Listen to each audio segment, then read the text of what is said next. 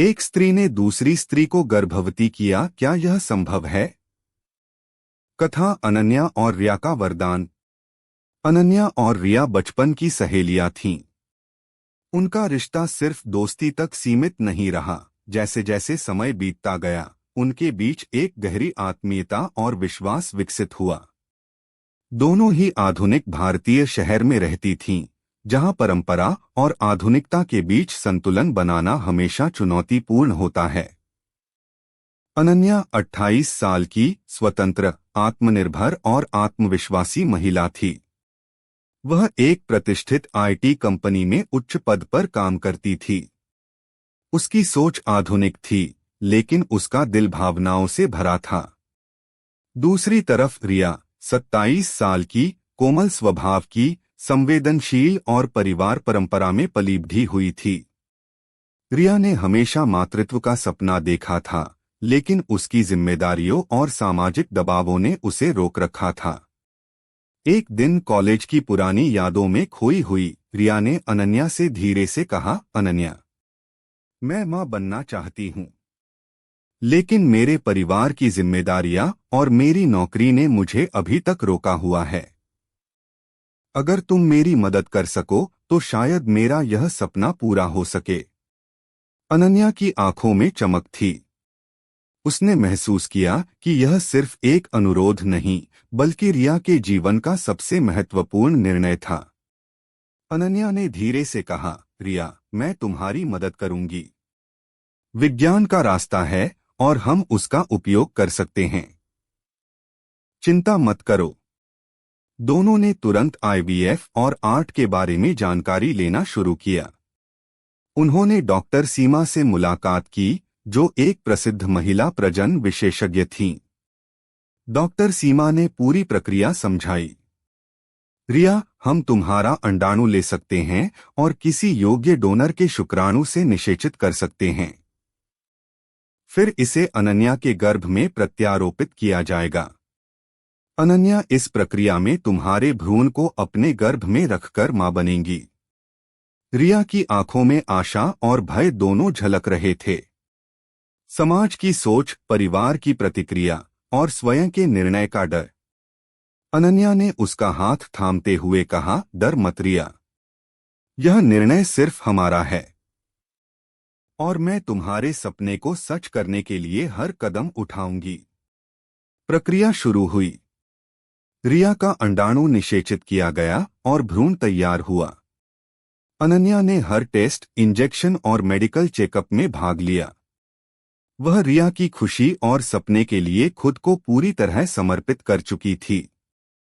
समाज की सोच हमेशा आसान नहीं होती। मोहल्ले में अफवाहें फैलने लगीं। लोग पूछते थे, कैसे संभव है? दो महिलाएं, लेकिन अनन्या और रिया ने इन आवाजों को अपने विश्वास और प्रेम के सामने छोटा समझा। उनके लिए सबसे महत्वपूर्ण था मातृत्व और दोस्ती का रिश्ता। नरम बारिश की एक सुबह डॉक्टर ने घोषणा की, अनन्या गर्भवती हैं। रिया की आंखों में आंसू थे, अनन्या की आंखों में मुस्कान। यह सिर्फ वैज्ञानिक सफलता नहीं थी, बल्कि दो आत्माओं का सपनों का मिलन था। 9 महीने का समय धीरे धीरे बीता। अनन्या ने हर दिन अपने आहार, स्वास्थ्य और भावनाओं का ध्यान रखा। रिया ने भी हर दिन अनन्या से बातें की, बच्चे के नाम की कल्पना की और अपने सपने को महसूस किया। समाज की चुनौतियां लगातार बनी रहीं।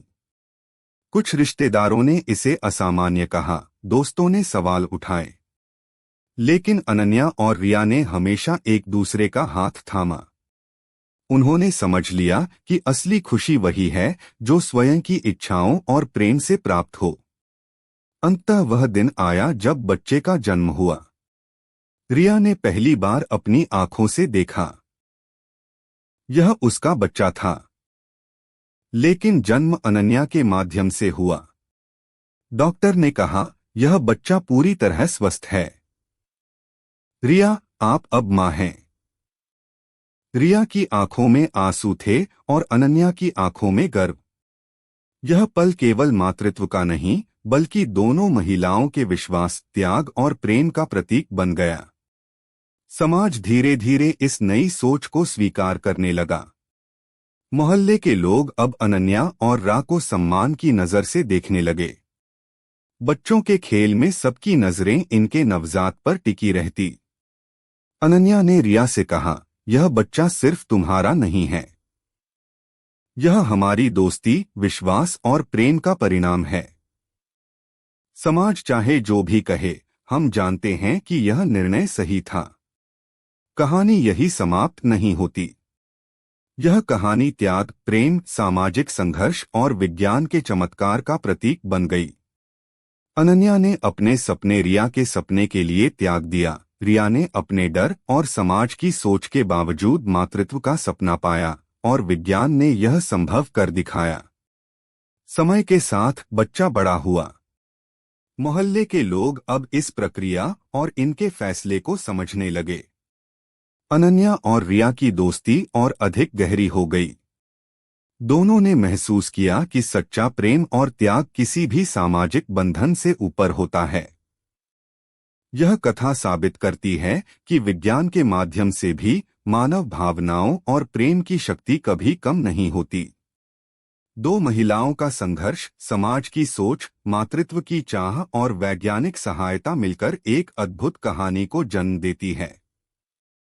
अगर आप श्री कृष्ण के सच्चे भक्त हैं तो चैनल को सब्सक्राइब करो और वीडियो को लाइक करके कमेंट में जय श्री कृष्णा लिख दीजिए।